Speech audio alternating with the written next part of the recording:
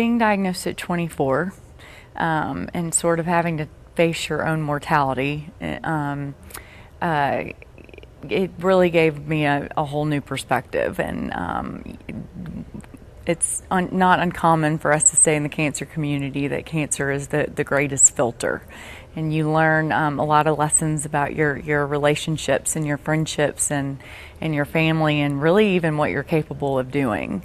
By the time I got to the other end of it, even through all the ups and downs, I think I was more confident in myself and abilities and what I was capable of doing than I would. That was a lesson I don't know that I would have learned at such a young age.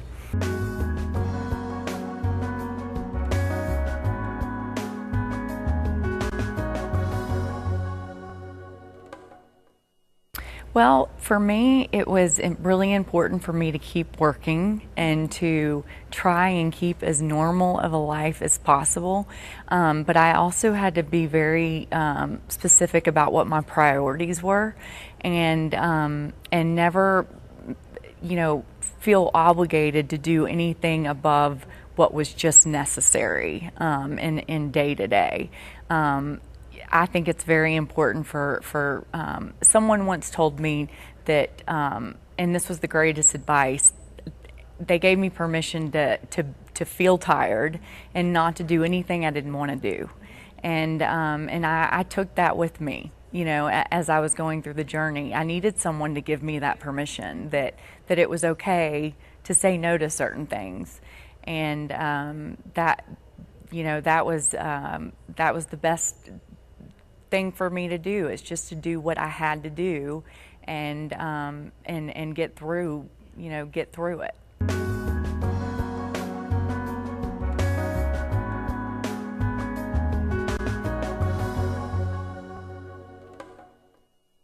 Well, just as cancer is the greatest filter, it's also the greatest equalizer.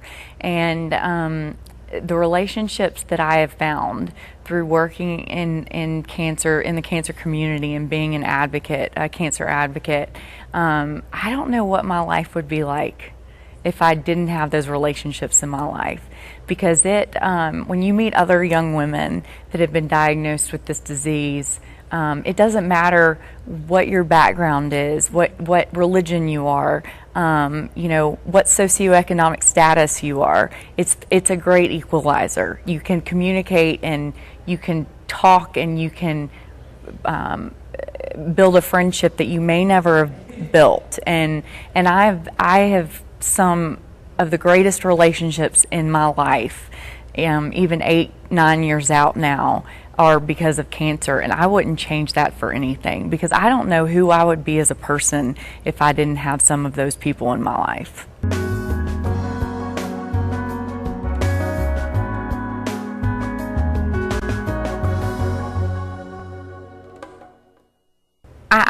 I think it can. I think it can. I mean, I think that